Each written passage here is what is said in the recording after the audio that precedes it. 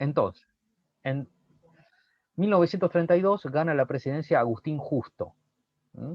Retrocede en lo que había sido el combate de Irigoyen respecto del régimen, nombra ministros vinculados al régimen, a las clases pertenecientes a la oligarquía, favorece el interés de los capitales extranjeros, pero para superar la crisis de 1930, en línea con lo que eran las políticas de muchos estados, comienza una política intervencionista, no liberal, que como habíamos dicho, Argentina enfrentó un problema serio porque la mayoría de las exportaciones de carne iban a Inglaterra, Inglaterra no le quería comprar a Argentina y a través del pacto Roca-Runciman, nuestro país, en este pacto internacional celebrado por el vicepresidente Runciman, aceptó condiciones desfavorables para la Argentina a cambio de que Inglaterra vuelva a comprar carnes. Y revela Runciman, después de la reunión con los representantes ingleses, la dependencia que querían de Inglaterra porque tenían una anglofilia los dirigentes, es decir, veían Inglaterra, a Francia o Estados Unidos como los modelos a los cuales había que tratar de imitar y a los cuales nos teníamos que acercar. Una política pro-británica que se integró también con la entrega a empresas inglesas de los servicios de transporte. Los trenes y los tranvías de Buenos Aires se le asignó a la Corporación de Transportes. Gran parte del sistema de ferrocarril fue gestionado durante muchos años por empresas inglesas. A su vez también había empresas norteamericanas y empresas inglesas que tenían frigoríficos en Argentina que trabajaban en el negocio de la carne. Argentina era un gran productor de carne y muchas veces lo hacían a través de mecanismos corruptos con algunas autoridades. Hubo un senador que lo investigó, el senador de la Torre, y lo intentaron matar adentro del Senado de la Nación. Se interpuso otro senador que recibió el balazo y murió. Mientras todo esto ocurría, eran tiempos en donde hubo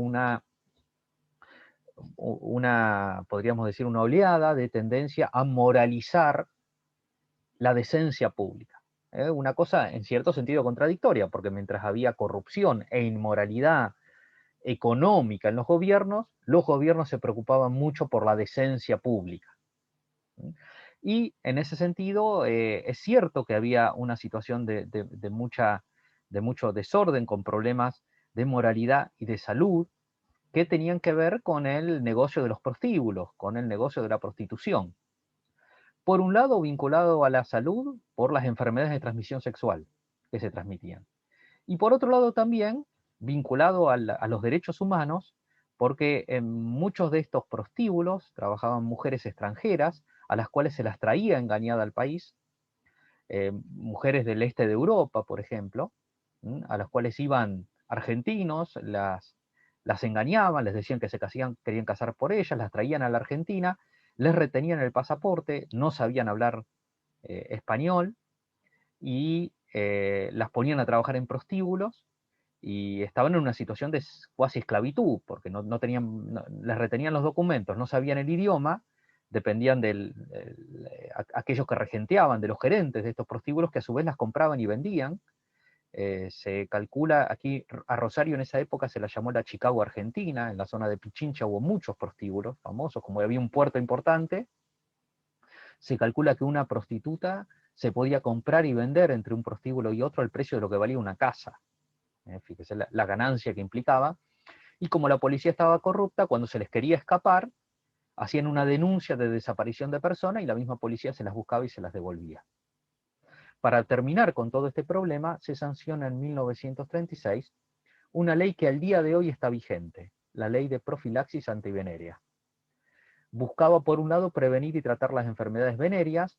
Esta ley establece que cuando una persona se va a casar, se tiene que sacar un certificado médico antes que determine que no tiene una enfermedad venérea, o sea, una enfermedad transmisible sexualmente en periodo de contagio, si no se la tiene que tratar primero y después casarse, que si una persona tiene una enfermedad venérea que es contagiosa, se tiene que tratar obligatoriamente, y si no, se lo podría hospitalizar a la fuerza.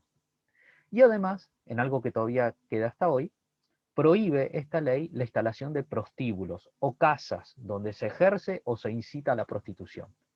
La ley no prohibió el ejercicio de la prostitución individual, privado. Sí prohibió que haya casas o haya organismos, haya lugares o empresas que regenten la prostitución justamente para evitar este tipo de negocio que se daba de esa manera.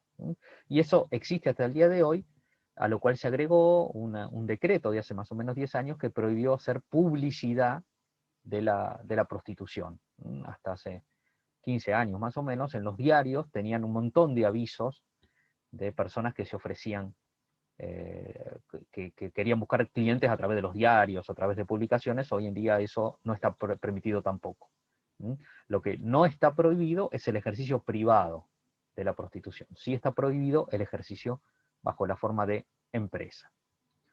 Así como se había formado la Unión Cívica Radical para combatir el régimen en épocas de Juárez Celman, para combatir a la oligarquía que se había instalado, aquí se funda también un movimiento juvenil basado en el radicalismo llamado Forja, Fuerza de Orientación Radical de la Joven Argentina. Un movimiento con ideas irigoyenistas, nacionalistas, anticolonialistas, populares, contrarias al fraude. Un representante muy importante de esta corriente fue Arturo Jaureche, que escribió un libro llamado Manual de Sonceras Argentinas, en donde él habla de algunas ideas tontas que nos han metido los argentinos y que no nos permiten crecer, como por ejemplo que un sentimiento de autodenigración, que somos lo peor y que esto nos pasa por ser argentinos, entonces de esa manera no podemos crecer, desarrollarnos, o que es malo ser grande, y a raíz de eso hay que achicar el país, como hicieron varios gobiernos que entregaron gran parte del territorio de lo que era el virreinato y no lo pudieron conservar unido. Y otro autor fue Scalabrini Ortiz, que escribió libros sobre la influencia británica en el Río de la Plata, cómo los ingleses, pese a haber sido expulsados en las invasiones inglesas y haber sido esto una ex colonia española, sin embargo los ingleses lograron influir y tejer intereses económicos en beneficio de empresas inglesas. Muchos de estos miembros de Forja, que tenía una base original orientada al radicalismo, después terminaron en el peronismo. Justo termina su mandato, no había reelección en la Constitución, gana la presidencia Roberto Ortiz, con fraude. El partido se llamaba la Concordancia, pero Ortiz dijo que él iba a terminar con el fraude. El radicalismo se presenta para distintas elecciones y gana el radicalismo en elecciones para diputados. Pero en 1939, a un año de haber asumido la presidencia, estalla la Segunda Guerra Mundial. Y Ortiz mantiene la misma línea que había tenido Irigoyen en la Primera Guerra Mundial, la línea de la neutralidad.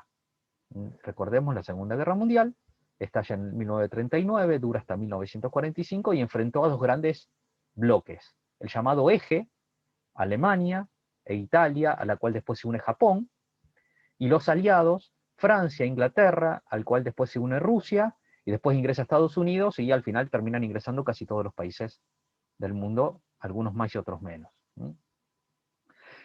El presidente, Ortiz, por problemas de salud renuncia a los 2 años, y asume Ramón Castillo, que era el vicepresidente, que tuvo que enfrentar las dificultades derivadas de la Guerra Mundial, porque la Guerra Mundial, como toda guerra, dificulta mucho el comercio, y Argentina dependía mucho del comercio exterior. Entonces, para poder hacer frente a los desafíos nuevos que se venían, Castillo hizo crecer, le dio mucha importancia a la flota mercante para poder llevar los productos argentinos. El puerto y el ferrocarril los nacionalizó, dejaron de estar a cargo de privados para estar a cargo del Estado, y creó la Dirección Nacional de Fabricaciones Militares para poder tener un medio de producción de armamento propio.